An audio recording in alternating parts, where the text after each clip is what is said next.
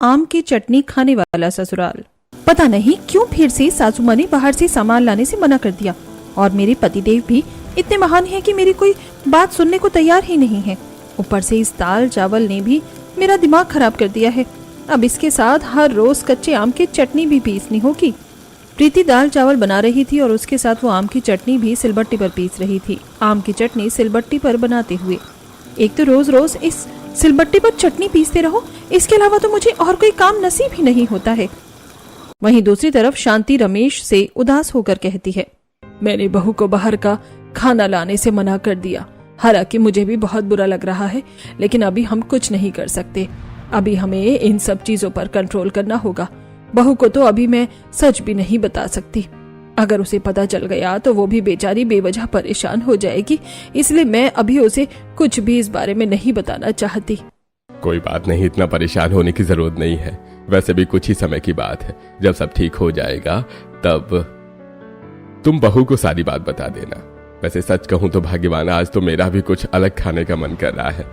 हम सिर्फ दाल चावल खाते हैं रोज रात को। आज खाने में रोटी और आलू की सब्जी भी बनवा लेना।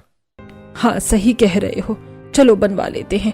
वैसे भी कुछ दिन एडजस्ट करना था और अब कुछ दिन और की बात रह गई है। बस भगवान की कृपा से सब ठीक हो जाए, उसके बाद तो कोई परेशानी ही नहीं होगी। फिर तो मैं पूरी रसोई की जिम्मेदारी अच्छे से बहू के हाथ में ही सौंप दूंगी। आखिर ऐसी क्या वजह थी जिसकी वजह से प्रीति एक तरफ इतना गुस्सा हो रही थी और साथ में उसे दाल चावल और उसके साथ में आम की चटनी बनाने में भी गुस्सा आ रहा था। वहीं दूसरी तरफ शांति और रमेश किस मजबूरी के बारे में बात कर रहे थे, जानने के लिए चलते हैं समय में थोड़ा पीछे। दाल चावल और उसके साथ आम की चटनी का कॉम्बिनेशन तो मुझे बहुत अच्छा लग रहा है। बेटा तुमने तो आम की चटनी बहुत ही ज्यादा स्वादिष्ट बनाई है। तुम्हारे हाथों में तो जादू है। तुम्हें पता है मुझे बचपन से ही आम बहुत ज्यादा पसंद है, और मैं तो बचपन में आम की सब्जी बहुत खाती थी। साथ में आम की सब्जी को ठंडा करके खाने में तो और अच्छा लगता है। फ्रिज में रखी हुई आम की चटनी और उसके साथ रोटी खाओ, ओहो गर्मी में क्या ही मजा आ जाता है। जी मम्मी जी, मुझे भी आम की चटनी बचपन से बहुत पसंद है। मेरी नानी तो आम की चटनी ऐसी बनाती थी, उनके जैसा स्वाद तो मैं आज तक नहीं बना पाई। लेकिन भाभी, आपने भी बहुत स्वादिष्ट चटनी बनाई है, और आप कहना चाहती हैं कि आपकी नानी इससे भी स्वादिष्ट चटनी बनाती थी? फिर तो आपको खाकर मजा ही आ जाता होगा। हाँ भाभी, वाकई आपने लाजवाब चटनी बनाई है। आप मेरे लंच में तो एक्स्ट्रा चटनी पैक कर देना। ठीक है, मैं पैक कर दूंगी। उसके बाद प्रीति सभी का टिफिन पैक करती है और वो सब अपने अपने काम पर चले जाते हैं। इसके बाद प्रीति सबसे पहले रसोई में जाकर रसोई साफ करती है, उसके सारे बर्तन धोती है। सभी को मेरे हाथ की आम की चटनी कितनी अच्छी लगती है, लेकिन हर रोज सिलबट्टे पर आम की चटनी बनाने में तो मेरी हालत खराब हो जाती है। आज एक काम करूंगी, रात को मशीन में ही पीस करके रख दूंगी। ऐसा सोचने के बाद प्रीति रसोई से बाहर आती है और उसके बाद वो घर का सारा काम खत्म करती है। इस तरह शाम हो जाती है और शाम को जब सब घर वापस आ जाते हैं तो प्रीति फिर से रसोई में खाना बना रही थी। चलो चावल तो पकाने के लिए मैंने गैस पर रख दिए हैं, वहीं दूसरी तरफ दूसरी गैस पर कुकर में दाल भी उबल गई है और उसके लिए तड़का तैयार करना है। अब प्रीति प्याज और टमाटर काट लेती है और उसके साथ आम को भी अच्छे से काट लेती है। सारी चीज अच्छे से काटने के बाद प्रीति एक कढ़ाई में तेल डालकर सबसे पहले तो दाल के लिए तड़का तैयार करती है। वो तेल में करी पत्ता, जीरा और दालचीनी डालकर उसमें प्याज, टमाटर और मिर्च मसाले डालने के बाद उसे अच्छे से भूनकर उसे मिक्स करना शुरू करती है और इस तरह दाल का तड़का तैयार हो जाता है। वहीं दूसरी तरफ वो मिक्सी निकालती है और उसके बाद जार के अंदर वो कच्चा आम, उसके साथ थोड़ी सी प्याज और हल्का सा नमक डालकर, थोड़ी सी मिर्ची और 2 लहसुन की कलियां, साथ में थोड़ा सा गुड़ डालकर उसे मिक्सी में अच्छे से पीस लेती है। देखा, मिक्सी में कितनी जल्दी काम हो गया, वरना यहाँ पर तो मैं हाथ से चटनी बनाने में ही लगी रहती बस। इसके बाद प्रीति सभी को खाना परोसती है, लेकिन जैसे ही सब आम की चटनी खाते हैं तो उन्हें उतना कुछ स्वाद नहीं लगता। बेटा, आज कुछ इतना मजा नहीं आ रहा है, तुमने चटनी में ऐसा क्या कर दिया? हाँ भाभी, सुबह तो चटनी एकदम लाजवाब लग रही थी, लेकिन अभी तो ऐसा लग रहा है जैसे कि बस इसकी सारी ही जान निकाल दी हो। हाँ बेटा, खट्टे मीठे पान का स्वाद तो आ रहा है, लेकिन वो मजा नहीं आ रहा है जो एक चटनी खाने में आता है। अरे अब मैं क्या करूं? ऐसे तो सबको पता चल जाएगा कि मैंने मिक्सी में ही चटनी बनाई है। सच बता दूं क्या? सच बताऊंगी तो इन्हें बुरा तो नहीं लगेगा और मुझे डांट तो नहीं पड़ेगी। तभी चटनी को ध्यान से देखने के बाद शांति कहती है, मैं समझ गई, तुमने चटनी आज सिलबट्टे पर नहीं बल्कि आज तुमने चटनी मिक्सी में बनाई है। लो जी, फंस गई मैं तो। देखो बेटा, हमें मिक्सी की चटनी बिल्कुल भी अच्छी नहीं लगती। हम तो शुरुआत से ही सिलबट्टे की चटनी खाते आए हैं। इतने साल हो गए, हमने तो मिक्सी की चटनी की तरफ मुंह मोड़कर भी नहीं देखा है, इसलिए तो मुझे पहचानने में थोड़ी सी देर हो गई। जी ठीक है मामी जी, मैं आगे से ध्यान रखूंगी। अब प्रीति ने उस समय तो हाँ कर दी थी, लेकिन उसे नहीं पता था कि ये हर रोज का होने वाला है। प्रीति को अब हर रोज ही सुबह, दोपहर और शाम तीनों समय में खाने के लिए कच्चे आम की चटनी सिलबट्टे पर पीसनी पड़ती थी। मैं तो सच में परेशान हो गई हूँ। सुबह शाम बस सिलबट्टे पर आम की चटनी पीसते रहो। पता नहीं इनको इसके अलावा और कुछ खाने में मजा नहीं आता क्या? अरे आज तो सबके लिए आलू के पराठे बना रहे थे, तो उसके साथ भी इन्हें आम की ही चटनी खानी है। आम की में थोड़ी सी देर हो गई। जी ठीक है मामी जी, मैं आगे से ध्यान रखूंगी। अब प्रीति ने उस समय तो हाँ कर दी थी, लेकिन उसे नहीं पता था कि ये हर रोज का होने वाला है। प्रीति को अब हर रोज ही सुबह, दोपहर और शाम तीनों समय में खाने के लिए कच्चे आम की चटनी सिलबट्टे पर पीसनी पड़ती थी। मैं तो सच में परेशान हो गई हूँ। सुबह शाम बस सिलबट्टे पर आम की चटनी पीसते रहो। पता नहीं इनको इसके अलावा और कुछ खाने में मजा नहीं आता क्या? अरे आज तो सबके लिए आलू के पराठे बना रहे थे, तो उसके साथ भी इन्हें आम की ही चटनी खानी है। आम की चटनी पीसने के बाद प्रीति सबके लिए गर्मा गर्म आलू के पराठे बनाती है और सबको खाना परोस देती है। हाँ, आलू के पराठे के साथ भी आम की चटनी का स्वाद कितना अच्छा लग रहा है। खाना खाकर तो मजा ही आ गया। हाँ, और मुझे यहाँ पर परेशान करके तो सबको मजा आएगा ही ना। एक दिन भी मुझे चैन नहीं मिलता सिलबट्टे पर चटनी पीसने में। उसके बाद सब खाना खा लेते हैं। प्रीति घर का बाकी काम करती है। तब प्रीति शांति के पास जाती है, जो हॉल में बैठकर टीवी देख रही थी। मम्मी जी, मुझे सब्जी लानी है, तो बता दीजिए क्या क्या लेकर आना है। प्रीति शांति को बोलती है, लेकिन शांति तो कहीं और ही ख्यालों में खोई हुई थी, इसीलिए उसे कुछ भी सुनाई नहीं देता, जिसकी वजह से प्रीति शांति को दोबारा बोलने की कोशिश करती है। मम्मी जी, मम्मी जी, मम्मी जी कहाँ खो गई है? शांति को बार बार बोलने के बाद ही एहसास होता है कि प्रीति उसे बोल रही है। तब शांति हड़बड़ाते हुए कहती है, हाँ बेटा, बोलो क्या बात है? मम्मी जी, क्या कोई परेशानी है? आप परेशान नजर आ रही हैं। नहीं बेटा, कोई भी बात नहीं है। तुम बताओ, तुम क्या कह रही थी? मम्मी जी, मैं तो कह रही थी कि मुझे अभी बाजार जाना है, तो आप बता दीजिए कि बाजार से क्या क्या सब्जी लेकर आनी है। बेटा सुनो, अभी तो तुम बाजार में सिर्फ 1 पाव आलू आधी किलो ले आना, 1 पाव मिर्ची और 1 पाव फली और कोई दूसरी सब्जी जो तुम्हें पसंद हो वो 1 पाव ले आना। अभी तो तुम बस इतना ही ले आओ। क्या कहा? सारी सब्जी बस 1 पाव लेकर आनी है? 1 पाव सब्जी में भला क्या होगा? सारा काम खत्म करने के बाद शाम को प्रीति अपने पड़ोसन नेहा के साथ बाजार जा रही थी। दोनों पहले सब्जी लेने जाती हैं। भैया, मुझे 2 किलो आलू, 1 किलो प्याज और 1 किलो पेठा दे दीजिए। साथ में 1 किलो टमाटर और इसके साथ 1 किलो गोभी भी कर देना। पर मुझे तो बस आधे किलो आलू, 1 पाव मिर्ची, 1 पाव फली और आधे किलो पेठा दे देना। जी ठीक है बहन जी, रुकिए, मैं अभी आप दोनों की सब्जी पैक कर देता हूँ।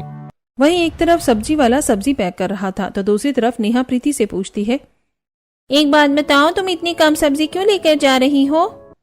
बस क्या बताऊं, मेरे ससुराल में तो दाल चावल और आम की चटनी के अलावा कुछ और बनता ही नहीं है। पहले तो फिर भी हम हर रोज कोई दूसरी सब्जी बन जाती थी, और कभी कभी जैसे आम की चटनी के साथ आलू के पराठे या कुछ और बन जाता था, लेकिन अब तो सुबह भी सब दाल चावल बनवाने लगे हैं। पता नहीं क्या हो रहा है। मेरे ससुराल वालों को लगता है कि बहुत ही तगड़ा ऑब्सेशन हो गया है दाल चावल के साथ, और साथ में आम की चटनी के साथ भी। जी, मैंने आप दोनों की सब्जी पैक कर दी है। आपके तो बहन जी 350 रुपए हो गए और आपके 200 रुपए हो गए।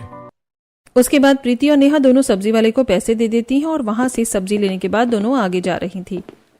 वैसे सच कहूँ तो एक बार को तो तेरे ससुराल वाले सही लगते हैं मुझे। ऐसा क्यों भला? कितना तो अच्छा है तेरे लिए, कितना तो फायदा हो रहा है तुझे।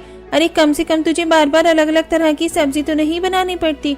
और एक तरफ मेरे ससुराल वालों को देखो, मुझे पता नहीं क्या बनाने को बोलते हैं, अलग अलग तिकड़म करने को कहते हैं। कभी कहते हैं भरमा भिंडी बनाकर रखो, कभी कहते हैं कि आज शाही पनीर बना लो, और यहाँ तक कि कई बार तो मैं पूछूंगी कि क्या बनाना है तो कहेंगे अपनी मर्जी से बना लो, और फिर अपनी मर्जी से कोई सब्जी बना दूंगी तो बोलेंगे ये क्या बना दिया। हमें अच्छा नहीं लग रहा, हमारे लिए हमारी मर्जी का खाना बनाओ। मैं तो बहुत परेशान हो गई हूँ। तुम्हें इतना सब कुछ बनाना पड़ता है इसीलिए तुम परेशान हो गई हो, और मुझे कुछ एक्स्ट्रा बनाना नहीं होता इसीलिए मैं परेशान हो गई हूँ। क्योंकि बात यहाँ पर बनाने की नहीं है, बात है कि मेरा भी तो कुछ एक्स्ट्रा खाने का मन करता है ना। अब मेरा तो बिल्कुल भी मन नहीं करता रोज दाल चावल और उसके साथ आम की चटनी खाऊं। तेरी ये बात भी बिल्कुल सही है। तो कोई बात नहीं, तेरा जो भी खाने का मन करता है तू अपने पति या अपनी सास से कह सकती है कि तुझे अपनी मर्जी का खाना बनाने दे, या फिर तो कभी कभी बाहर से मंगवा कर खा लिया कर। सबके लिए दाल चावल बना दे और अपने लिए बाहर से खाना मंगवा ले। ऐसे कितना इजी हो जाएगा। हाँ, हो तो जाएगा। ये आइडिया और भी अच्छा है। इस तरह मुझे कुछ एक्स्ट्रा खाना नहीं बनाना होगा और मुझे भी अपनी मर्जी का खाना को मिल जाएगा। अब ये सोचकर प्रीति घर वापस आती है और प्रीति तो अपनी सास से ये बात सब कहते हुए तो पहले कतरा रही थी, इसलिए वो इस बारे में सबसे पहले अपनी पति से बात करने के बारे में सोचती है। पहले वो रात को सभी को डिनर देती है जिसमें आज फिर से दाल चावल और आम की चटनी बनी हुई थी। आज का खाना बहुत अच्छा बनाया है। मैं तो कहती हूँ बहू की अब क्या रखा है बाकी सब्जी में, मुझे तो यही कॉम्बिनेशन बहुत अच्छा लग रहा है।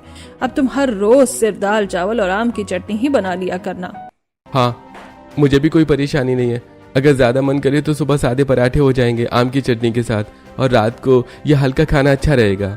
सही बात है, मेरे पति देव भी तो इन्हीं के बेटे हैं, तो इनके जैसे ही तो बात करेंगे। कोई बात नहीं, इनसे तो मैं बाद में बात करूंगी।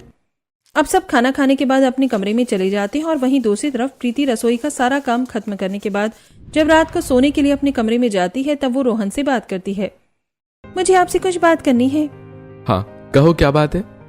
मैं कहना चाह रही थी कि मैं रोज रोज दाल चावल खाकर बोर हो जाती हूँ। मेरा कुछ अच्छा खाने का मन करता है, इसीलिए मैं कह रही थी कि आप मेरे लिए कल कुछ अच्छा सा खाने के लिए ले आना। बहुत दिनों से मेरा चटपटा खाने का मन कर रहा है। अच्छा, बस इतनी सी बात? ठीक है, मैं कल तुम्हारे लिए ले आऊंगा।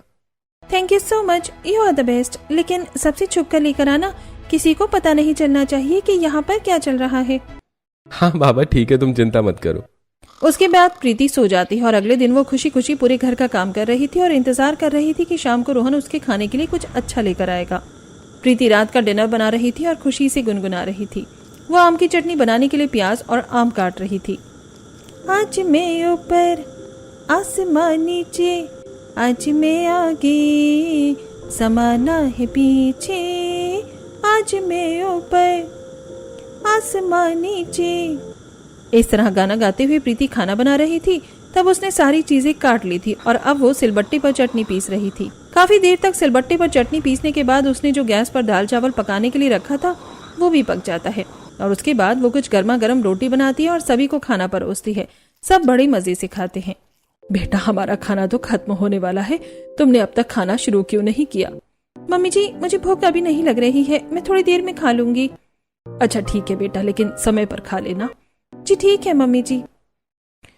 उसके बाद सब जब खाना खाकर वहां से चले जाते हैं और प्रीति रसोई में बड़ी खुशी से बर्तन धो रही थी। आज तो पता नहीं रोहन जी मेरे खाने को क्या लेकर आए होंगे। मुझे तो बहुत खुशी हो रही है, मुझे बस जल्दी से कमरे में जाकर देखना है। अब प्रीति प्लेट लेकर अपने कमरे में जाती है और रोहन को कहती है, चलिए जल्दी दीजिए। क्या देना है? अरे अब मजाक मत कीजिए, वैसे भी मेरी भूख के मारे जान निकली जा रही है और मैं पूरे दिन से इंतजार कर रही थी। जल्दी बताइए, आज आप बाहर से मेरे लिए खाने को क्या लेकर आए हैं? मैं तो बड़ी बेसब्री से इंतजार कर रही थी और मुझे तो बड़ी खुशी हो रही है। चलिए अब जल्दी से दे दीजिए। ये बात सुनने के बाद तो रोहन का मुंह बन जाता है और वो घबराते हुए कहता है, मुझे माफ करना, लेकिन मैं तो तुम्हारे लिए कुछ भी लाना भूल गया। क्या कहा? कहीं आप मजाक तो नहीं कर रहे हैं? देखिए, अगर आप मजाक कर रहे हैं तो ये बहुत ही गंदा मजाक है। मैंने आज पूरे दिन से इंतजार किया और अभी भी मुझसे सब्र नहीं हो रहा है। अब प्लीज जल्दी बता दीजिए क्या सच है। हाँ, मैं बिल्कुल सही कह रहा हूँ। मुझे माफ करना, लेकिन मैं लाना भूल गया, मुझे बिल्कुल याद ही नहीं रहा। अब बेचारी प्रीति ये सुनकर बहुत बुरा लगता है उसे, और उसे बहुत ज्यादा गुस्सा भी आता है क्योंकि वो सुबह से बेसब्री से इस चीज का इंतजार कर रही थी। क्या कहा? लाना भूल गई? एक दिन आप मुझे भी भूल जाओगे तो भी कह देना कि माफ करना, मैं आपको भूल गया हूँ। आपने मुझे बहुत बड़ा धोखा दिया है। भला ऐसा भी कोई किसी के साथ करता है क्या? आज मेरा दिल बहुत बुरी तरीके से टूट गया। आपने मेरे साथ बिल्कुल भी अच्छा नहीं किया। इतना कहकर प्रीति गुस्से में पैर पटकते हुए वहां से चली जाती है।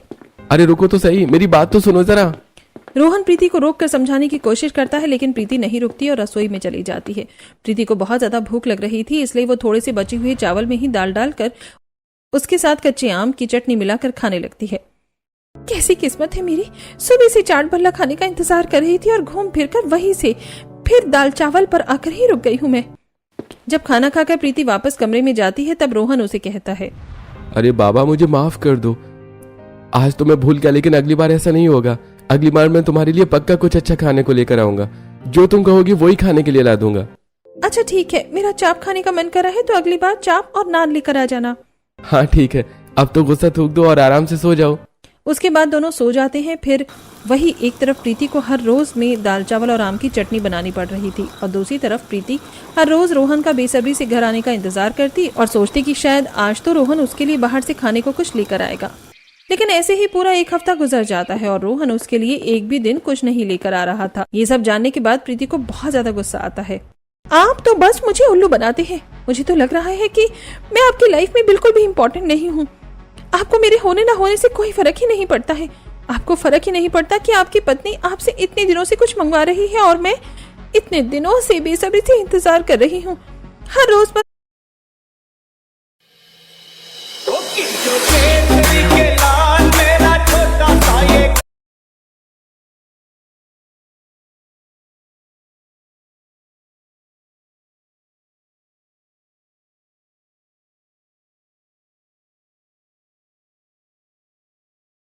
करके आपको याद दिलाया था, लेकिन उसके बाद भी आप भूल गए।